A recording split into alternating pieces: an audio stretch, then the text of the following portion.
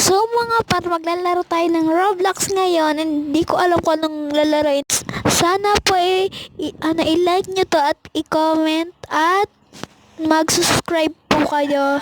Salamat. So ngayon, eto na tayo. Maglalaro na tayo. Hanap po ako ng ating lalaroin. So ngayon, nakapili na ako.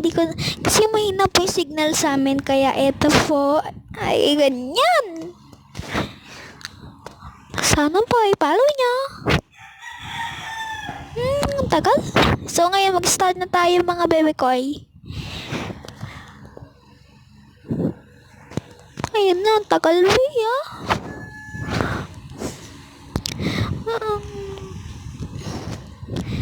naglalag to. So yan mga katrop. Ay tayo hindi